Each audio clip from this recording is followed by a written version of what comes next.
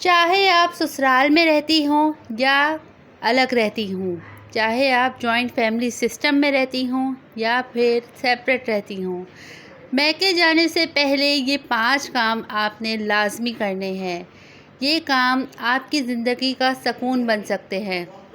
अस्सलामुअलैकुम, मैं हूँ फ़रहीन और आप देख रहे हैं फ़रहीन होम किचन। आज मैं आपके साथ 5 ऐसी आदतें शेयर करूंगी जिस पर अमल करने से आपकी ज़िंदगी में बहुत ज़्यादा सुकून आ सकता है। जब भी आप मैके जाने का इरादा करें तो ये 5 काम लाज़मी कर लें। पहली आदत ये है कि जब भी आपका जाने का इरादा हो मैके, तो सबसे पहले आपने अपने बेडरूम को बिल्कुल साफ़ सुथरा करके जाना है। उसकी बेडशीट वगैरह, कवर वगैरह सही करके जाने हैं और फिर आपने जाने की तैयारी करनी है। इससे ये होता है कि एक तो आपका कमरा फ्रेश रहेगा और सबसे बड़ी बात, आपके हस्बैंड आपकी शिकायत नहीं करेंगे, क्योंकि देखें, मियाँ का मूड अच्छा हो तो वो खुशी-खुशी मैके भेज देते हैं और इससे आपका घर भी साफ़ सुथरा रहता है और शौहर को भी इस बात का एहसास होता है कि हाँ, मेरी बेगम घर को साफ़ सुथरा करके गई हैं, तो वो भी कोशिश रखते हैं कि घर को गंदा नहीं करें ज़्यादा और साफ़ सुथरा ही रखें। दूसरी आदत ये कि आपने मैके जाने से पहले ये करना है कि झाड़ू वगैरह, पोछा वगैरह करके जाना है। भले आपके यहाँ अगर आप जॉइंट फैमिली में भी रहते हैं तो कम से कम आपने अपने रूम की सफाई तो अच्छे से करके ही जानी है, क्योंकि आपका अगर प्लान हुआ 1 दिन 2 दिन रुकने का या 1 हफ़्ते रुकने का, तो ये नहीं होगा कि बहुत ज़्यादा जब वापस आएँ तो आपको सफाई करने की ज़रूरत पड़ेगी। और दूसरा ये कि जब आप सफाई करके जाएंगी तो एक दूसरे बंदे को भी इस चीज़ का एहसास रहता है कि हाँ, मैंने भी इस कमरे को साफ़ सुथरा रखना है। बल्कि आप तलकीन भी करके जाएं अपने शौहर को कि ये आपका भी कमरा है, आपने भी इसको सेट करके रखना है। और तीसरी आदत बहुत ज़रूरी है कि आपने अपने हस्बैंड के सारे कपड़े प्रेस करके जाने हैं, जो भी वो रोज़मर्रा रूटीन में पहनते हैं। आप 1 दिन के लिए जा रही हैं, 2 दिन के लिए जा रही हैं, तो आपने सारे कपड़े, उनकी शर्ट्स, पैंटें वगैरह, कमीज़ शलवार जो भी वो पहनते हैं, उसको प्रेस करके जाना है। तीसरी आदत ये है कि आपने अपने हस्बैंड के लिए ख़ास एहतमाम करके जाना है। एक तो अगर आप लोग सेपरेट रह रही हैं तो उनके खाने का ख़याल करना है कि अगर आप उनके बेस्ट तरीका तो ये है कि उनके लिए फ्रोज़न पराठे बना के रख दें, ताकि बस वो सुबह नाश्ता करने के लिए अगर उठें तो बस फ्रोज़न पराठा निकाला और उसको फ्राई करके खा लिया। नहीं तो सालन वगैरह 1-2 रेडी करके जाएँ, ताकि पीछे उनको कोई मुश्किल ना हो। जॉइंट फैमिली सिस्टम में वैसे इतनी मुश्किल नहीं होती, क्योंकि और भी लोग होते हैं जो देखभाल कर लेते हैं, लेकिन अलग जो रह रहे होते हैं उनके लिए थोड़ी प्रॉब्लम होती है। तो उसका बेहतर सलूशन ये है कि 2-3 खाने बना के रख दिए जाए, क्योंकि शौहर के दिल का रास्ता उसके पेट से होके गुज़रता है। तो अगर आप उनके खाने पीने का ख़याल रखेंगी तो ये बहुत ही अच्छी आदत होगी और आपके शौहर भी आपका एहसास करेंगे कि जब आप उनका एहसास कर रही हैं तो डेफ़िनेटली आपके शौहर भी आपका एहसास करेंगे।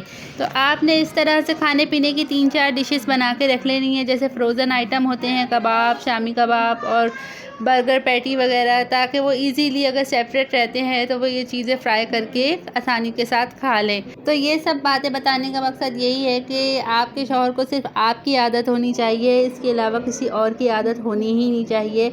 बस आपके शौहर को आपके ही हाथ का खाना पसंद आना चाहिए। बस ये छोटी-छोटी आदतें होती हैं जिनसे आप अपने शौहर का दिल जीत सकती हैं। इसके अलावा आपने अपने किचन को बिल्कुल भी गंदा छोड़ के नहीं जाना है। जितना भी गंदा किचन होगा उतना ही ज़्यादा मैस होता है, और अगर आप बर्तन वगैरह या फिर अपना चूल्हा वगैरह गंदा छोड़ के जाएंगी तो लाजमी बात है कि कॉकरोच होने का और दूसरे कीड़े मकोड़े होने का डर रहता है। तो इसलिए जाने से पहले अपने किचन को बिल्कुल क्लीन करके जाएं, बिल्कुल ड्राई करके जाएं और साथ साथ अपने शौहर को भी तलकीन करके जाएं कि अगर आप कुछ भी खा रहे हैं, पी रहे हैं, तो अपने बर्तन हाथ के हाथ धो के रखें। और एक और आदत ये है कि अपने खाई हुई चीज़ों को अगर कुछ बच जाता है तो उसको ढक के रखें, फ्रिज में रखें। ये छोटी-छोटी सी आदतें और डिसिप्लिन से हमारा घर भी साफ़ सुथरा रहता है। और वैसे हस्बैंड बहुत मुश्किल से ये चीज़ें करते हैं, लेकिन अगर आप 1-2 दफ़ा कह देंगी और आप भी घर को साफ़ सुथरा रखने की कोशिश करेंगी तो डेफ़िनेटली आपके शौहर को भी इस चीज़ का एहसास होगा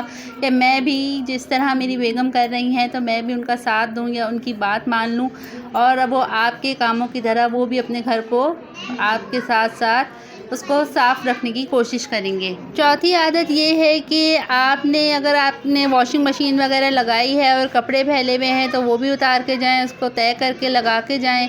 उसको छोड़ के नहीं जाएं, वरना आपकी मेहनत ज़ाया ही जाएगी। क्योंकि अगर रस्सी पे फैले रहेंगे कपड़े तो वो डेफिनेटली आपके हस्बैंड तो उतारेंगे नहीं, और अगर उतार भी देंगे तो इधर उधर रखे जाएंगे, फिर भी वो मिट्टी में अटे रहेंगे, तो आपकी मेहनत ज़ाया हो सकती है और क्या पता आपको दोबारा भी धोने पड़ जाएं।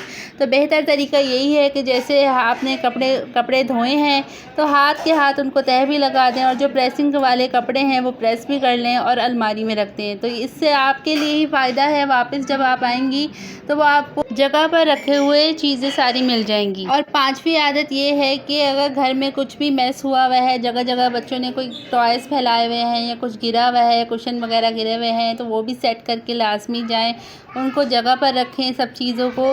क्योंकि ये बच्चों की ही आदत होती है जो घर को फैला देते हैं, लेकिन अगर आप उसके ऊपर तवज्जो देंगी तो चीज़ें सारी जगह पर होंगी, तो आपका घर भी साफ़ सुथरा लगेगा। और बिखरा हुआ घर हमेशा गंदा ही लगता है, तो इसलिए जगह पे चीज़ें रखना भी ज़रूरी होता है।